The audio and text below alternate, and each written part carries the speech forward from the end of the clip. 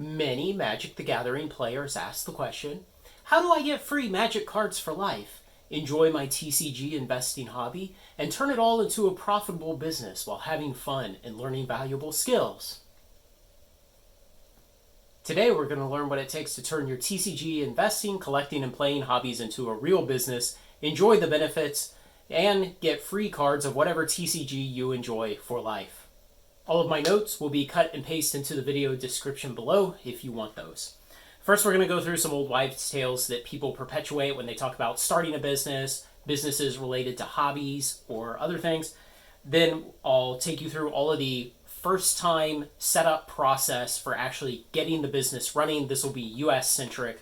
I don't know what it takes in whatever Timbuktu country you live in. Then I'll talk about the periodic maintenance tasks, things like quarterly tax filings and stuff like that, accounting and record keeping, and just kind of the recurring things you have to do that are not those one-time setup things.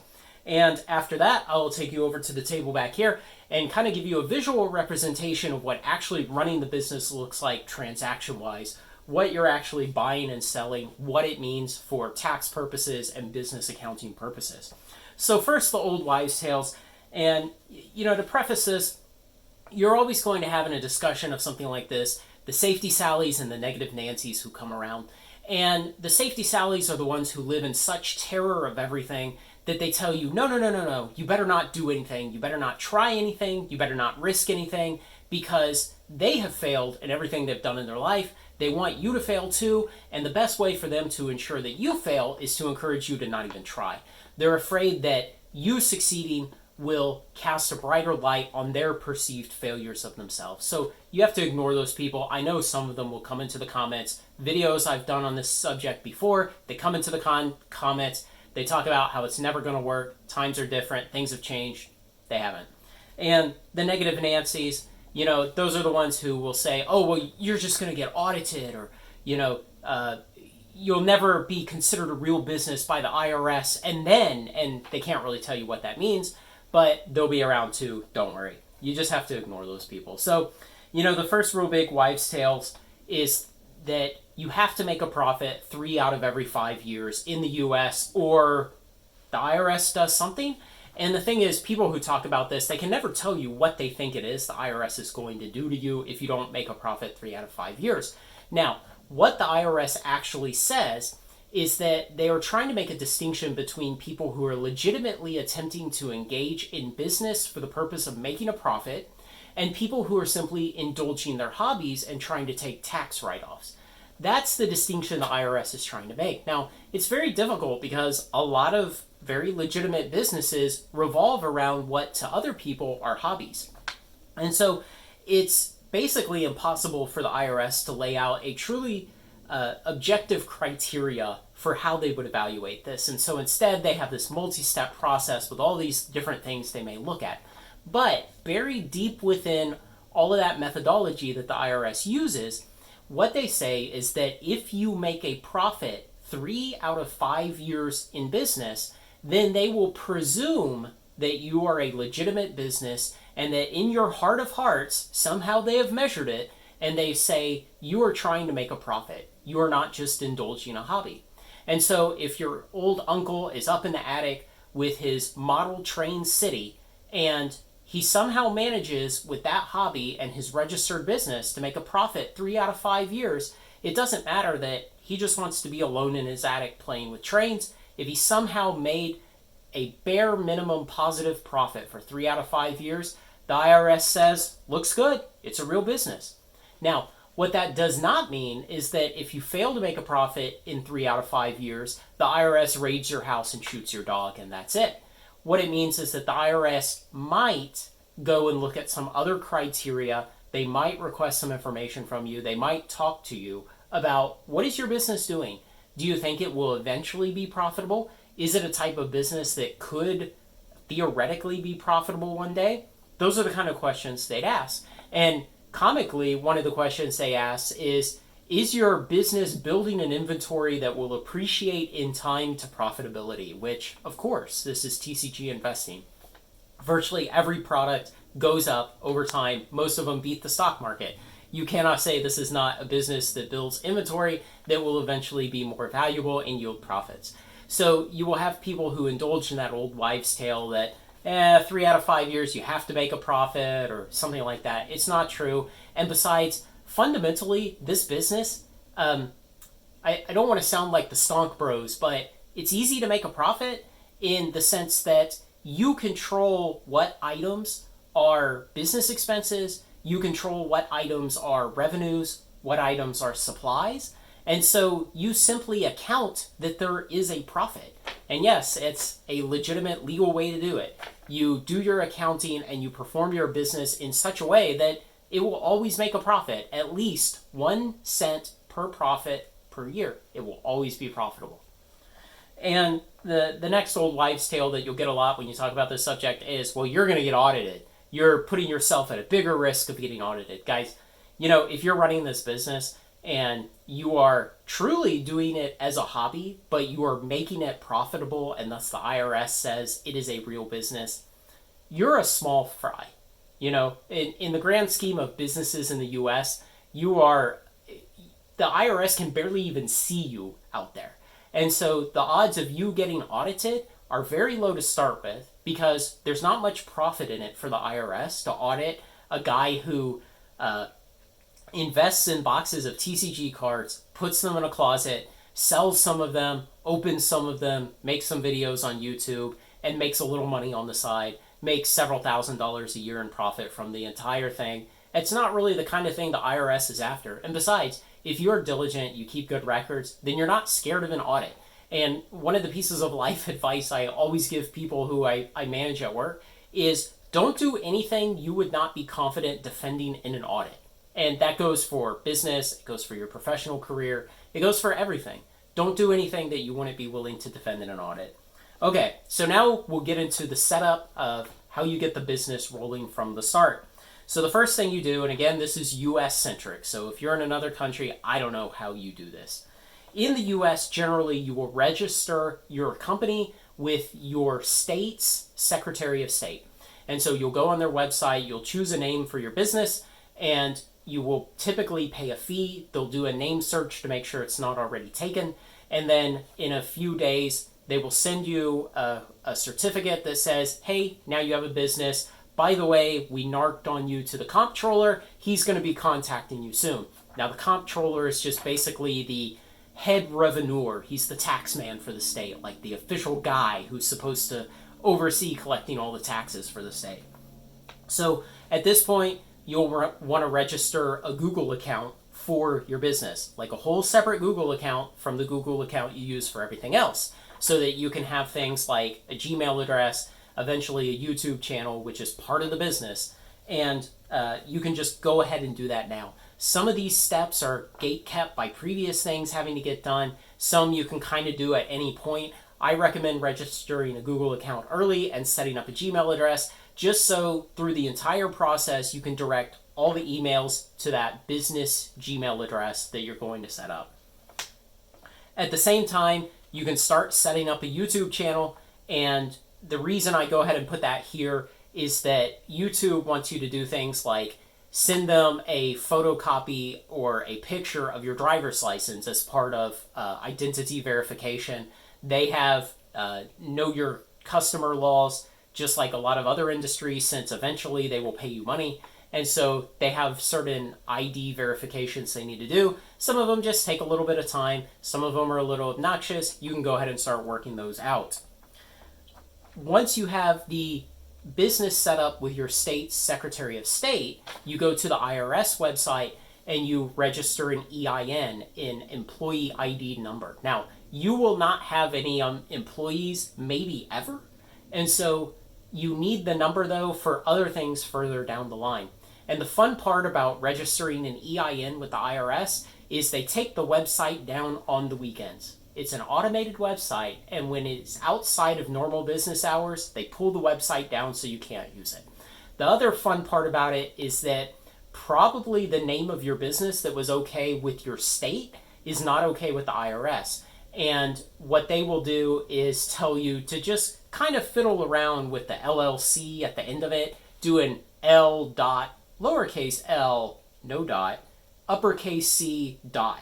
And just play with combinations until you get one to work. It shows how stupid the IRS system is and how they're just passing out these EIN numbers. They're not really concerned with good record keeping on this side.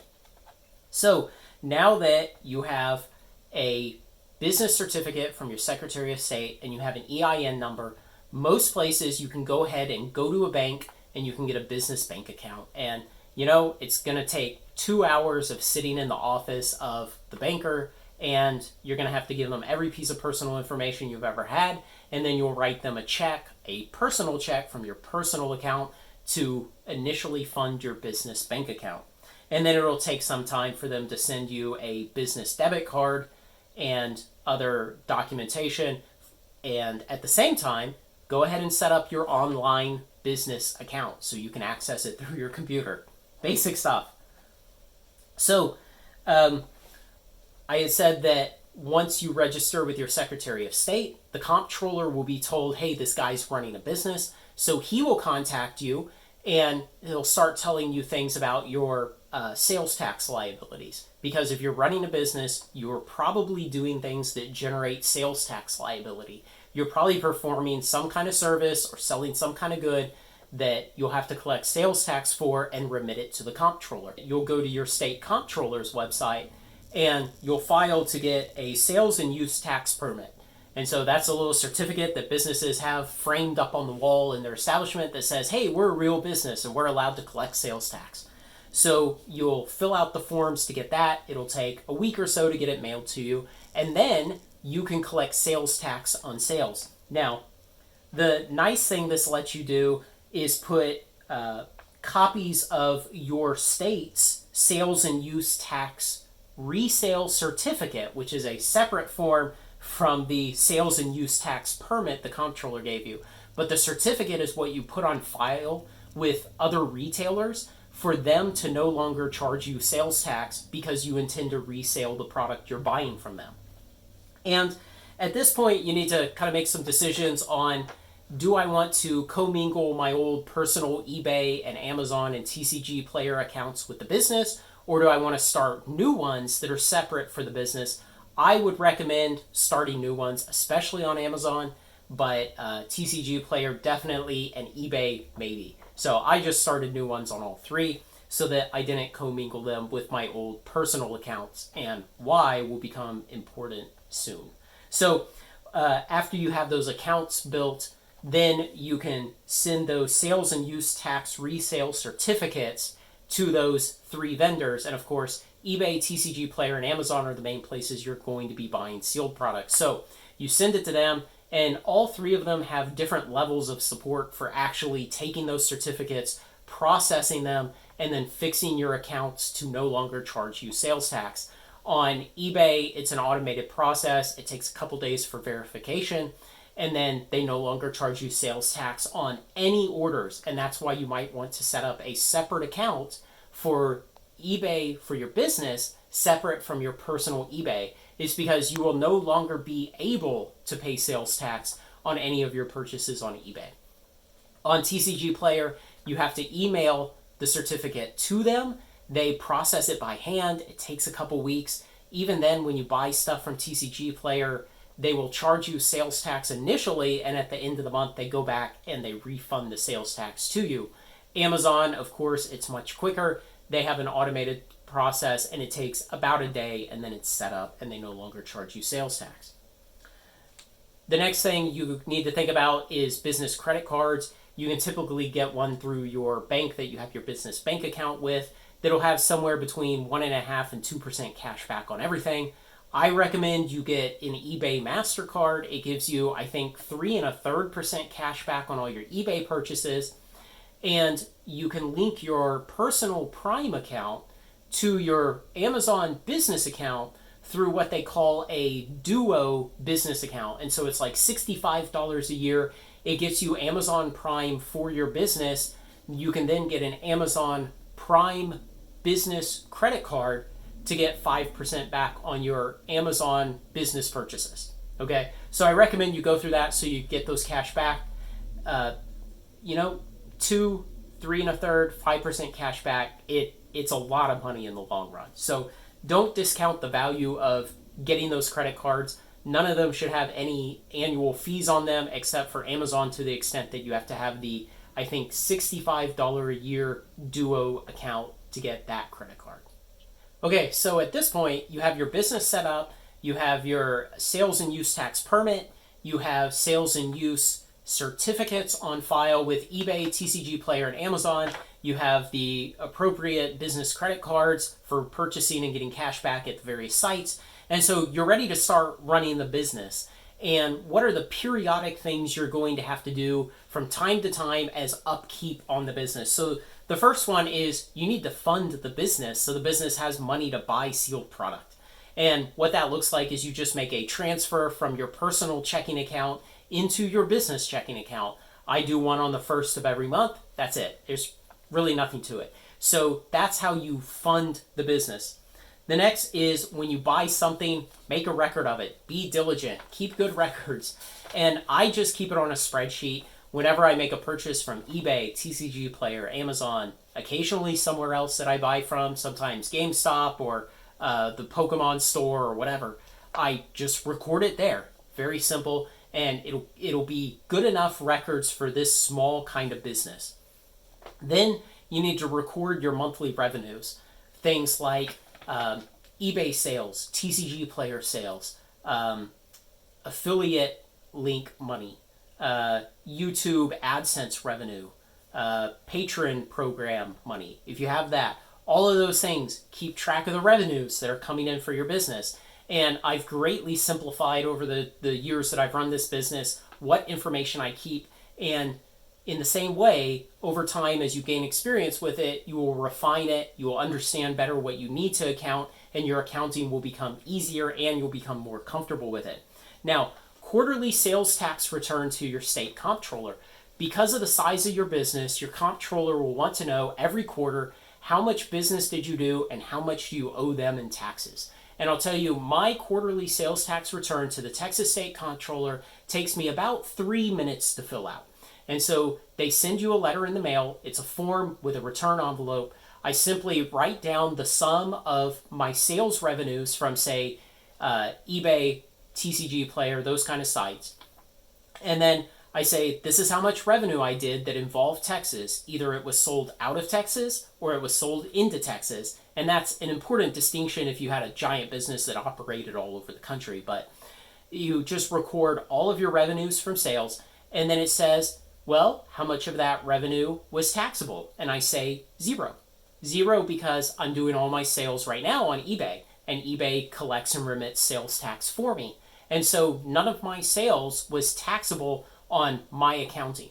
And so I tell them 0, and I owe you 0, and I write zeros all the way down the page. I sign the bottom, I fold it up, put it in an envelope, put a stamp on it, put it out in the mailbox. It takes about 3 minutes every quarter, and that's it. So that's, and really going into the future with this kind of business model, that's what your quarterly sales tax returns will look like forever. So no, there's not some giant accounting burden, some filing burden, or some kind of compliance burden for you to have a sales and use tax certificate. It takes me 3 minutes every quarter. So you're looking at average 1 minute a month. Okay. Beyond that, you will have quarterly income tax withholding. And now this is one where people get really nervous and they think, oh, it's just terrible. I'm going to have to do all my quarterly withholding. Let me try to explain what quarterly income tax withholding with the IRS is for.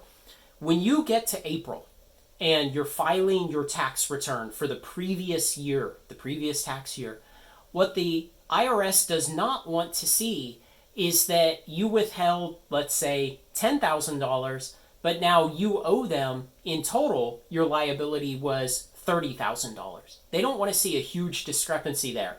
And so what they're looking for with quarterly withholding is that it gets you closer to what your end tax liability for the year will end up being.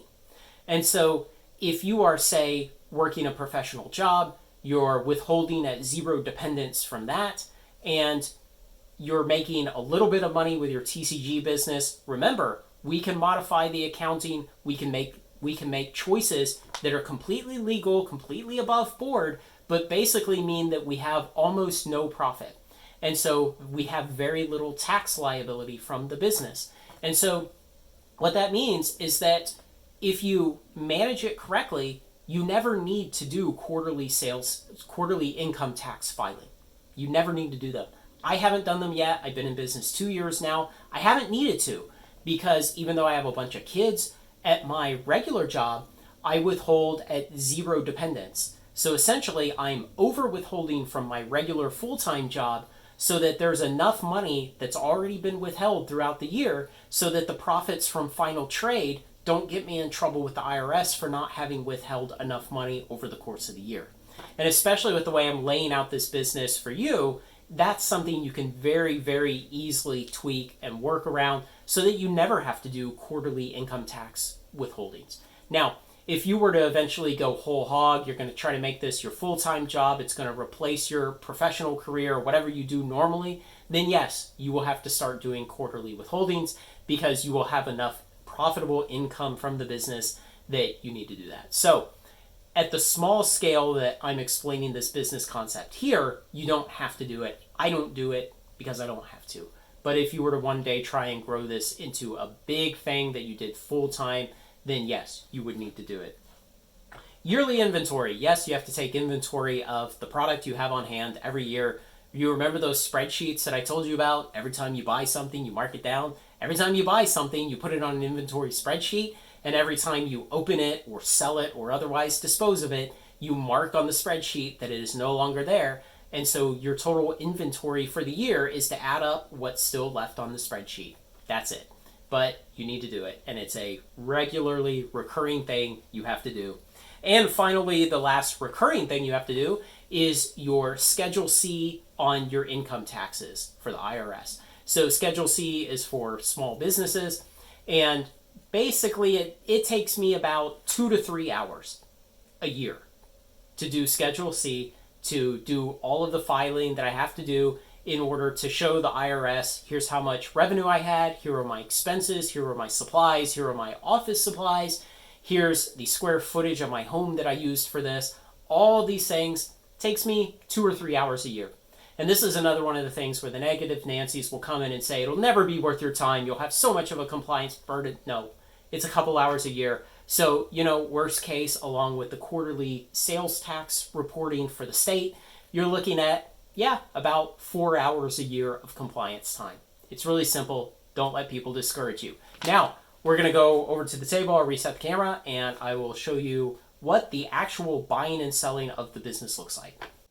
Okay, and now the real meat and potatoes. What does the business actually do? How does it make money? And how does it get you free cards for life?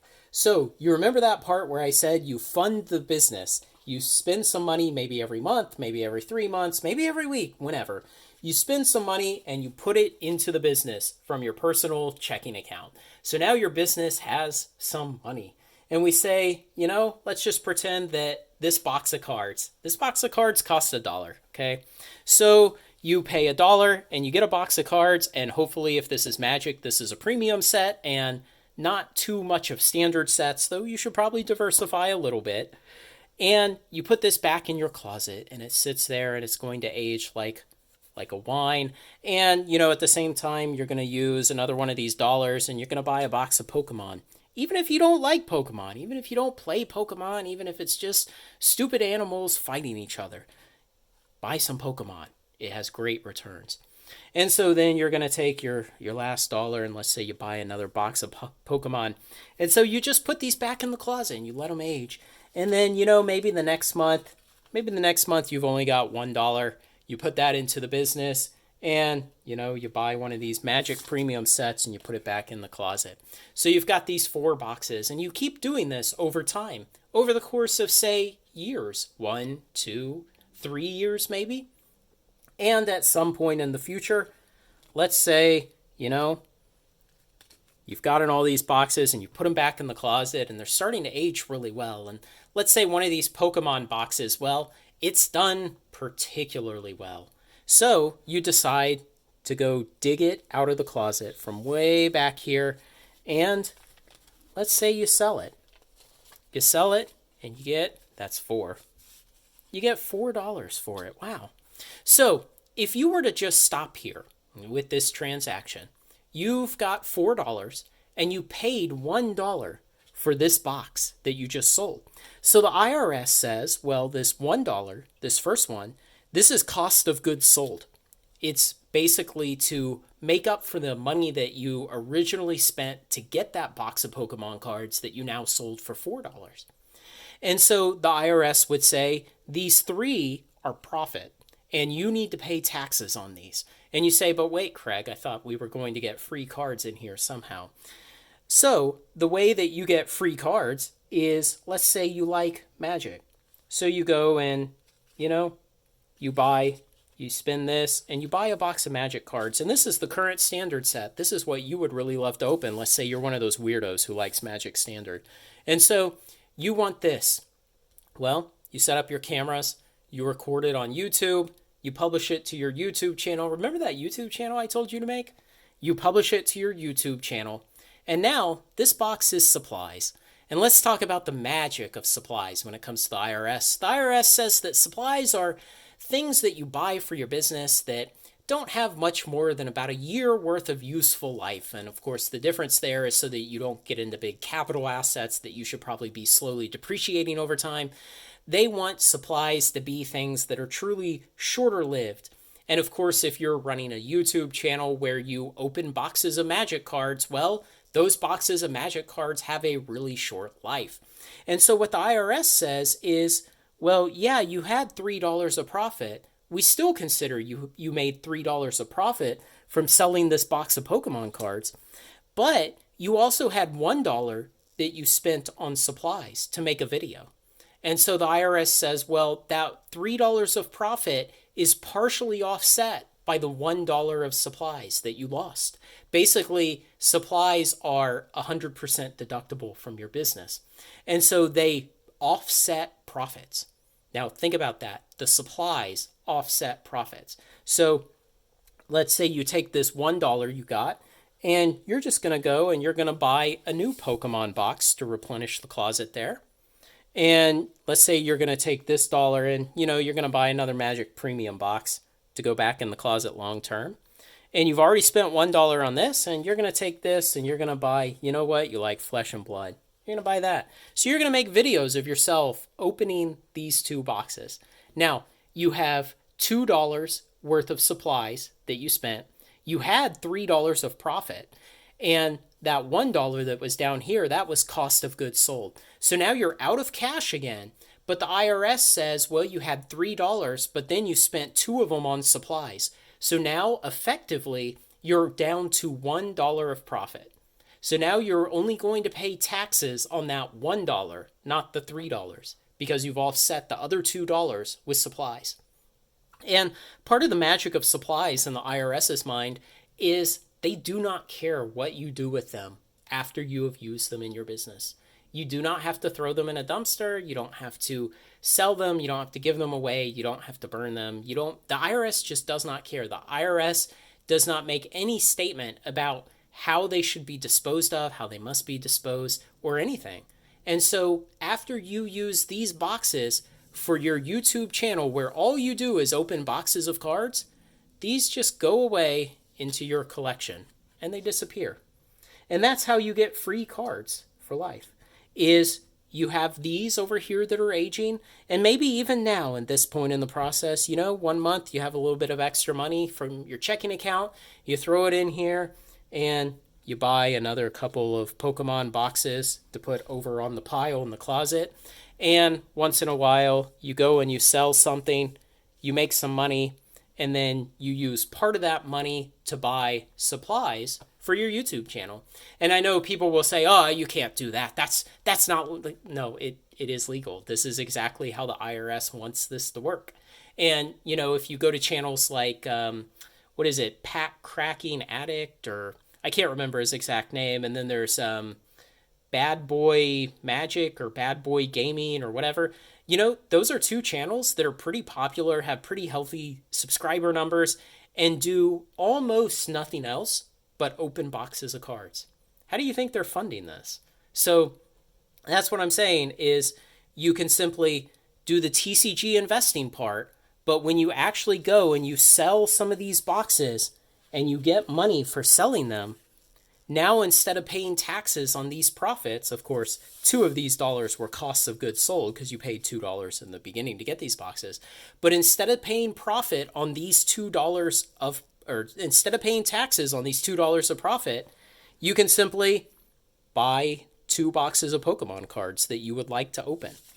And now you have $2 of supply expenses, which offset those $2 of profit.